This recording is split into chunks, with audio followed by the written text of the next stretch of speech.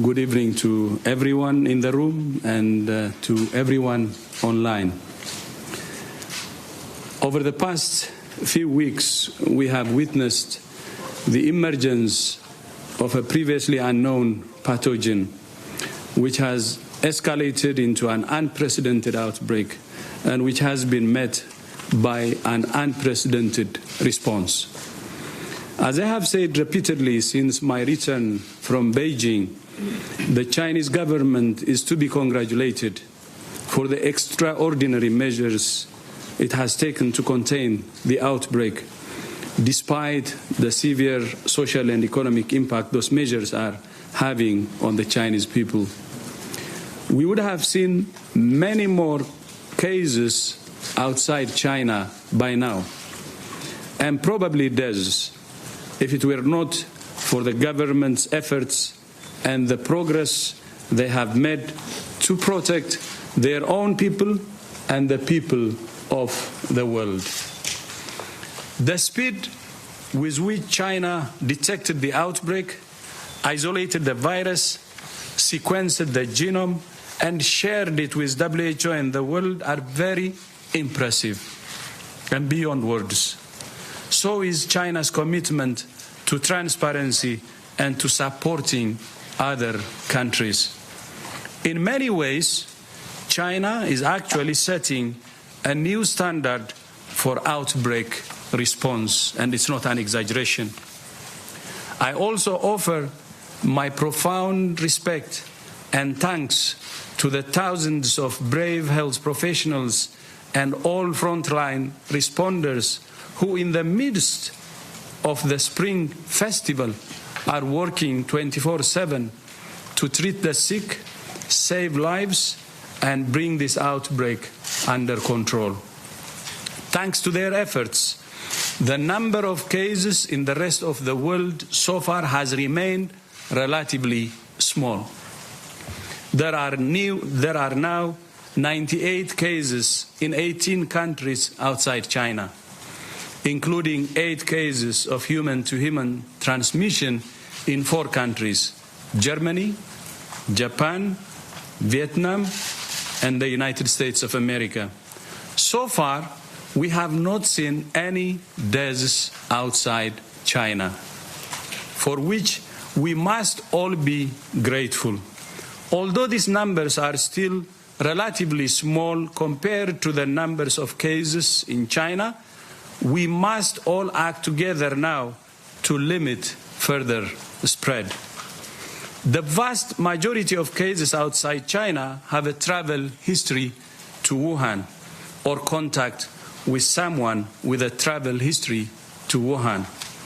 We don't know what sort of damage this virus could do if it were to spread in a country with a weaker health system. We must act now to help countries prepare for that possibility. For all of these reasons, I'm declaring a public health emergency of international concern over the global outbreak of novel coronavirus.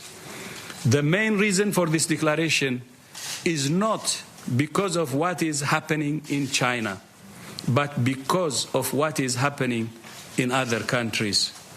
Our greatest concern is the potential for the virus to spread to countries with weaker health systems and which are ill-prepared to deal with it. Let me be clear. This declaration is not a vote of no confidence in China. On the contrary, WHO continues to have a confidence in China's capacity to control the outbreak. I'll repeat this. Let me be clear. This declaration is not a vote of no confidence in China.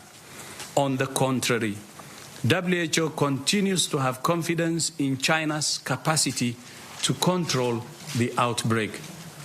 As you know, I was in China just a few days ago, where I met with President Xi Jinping.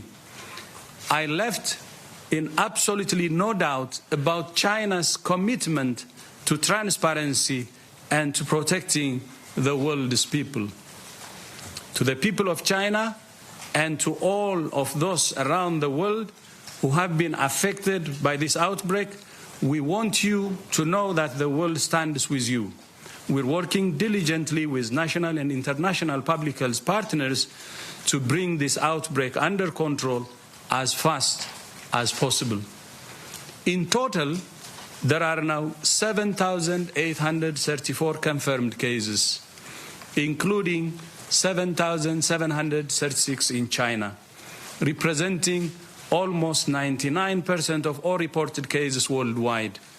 170 people have lost their lives to this outbreak, all of them in China. We must remember that these are people, not numbers.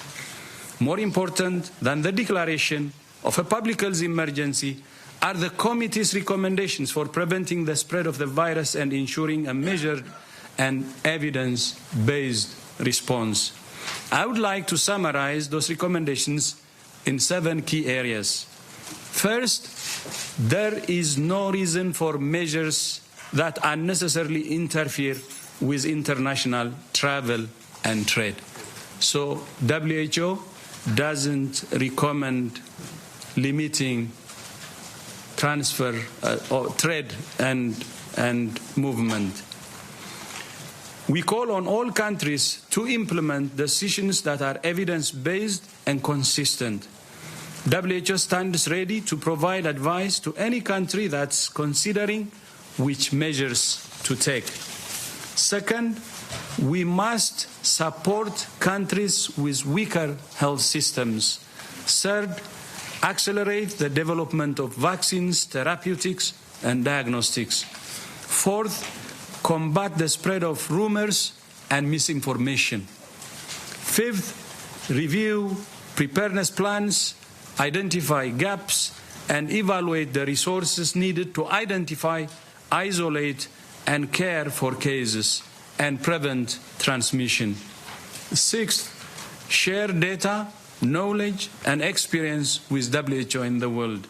And seventh, the only way we will defeat this outbreak is for all countries to work together in a spirit of solidarity and cooperation. We're all in this together, and we can only stop it together. This is the time for facts, not fear. This is the time for science, not rumors. This is the time for solidarity, not stigma. I thank you. Thank you very much, Dr. Tedros. And let's hear from the chair of the Emergency Committee, Professor Hussein. Thank you very much. So now was the time. Today the Emergency Committee almost unanimously concluded that it was now time to suggest to the DG of WHO that the novel coronavirus outbreak is a public health emergency of international concern. Considering first the increase in the number of cases in China, second, the increase in the number of countries affected with cases, and also that some countries have taken questionable measures concerning travelers. Thanks to the IHR, our main international health treaty, declaring a public health emergency of international concern is likely to facilitate WHO leadership role for public health measures, holding countries to account concerning additional measures they may take regarding travel, trade, quarantine or screening, research efforts, global coordination and anticipation of economic impacts, support to vulnerable states.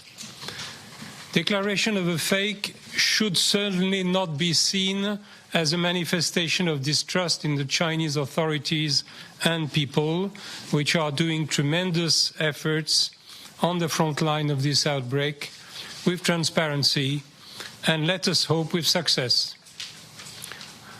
Novel coronavirus has placed its crown in several countries. Some are able to try to cope with new cases, For some others, it will be more difficult, and declaration of a public health emergency of international concern should open ways to facilitate this task. The DG just declared a novel coronavirus event as a public health emergency of international concern. For this purpose, the Emergency Committee has formulated advices that could become temporary recommendations concerning WHO, China, and affected or non-affected countries, and this will be detailed in the statement about public health measures, travel, research, international cooperation, and coordination. Thank you.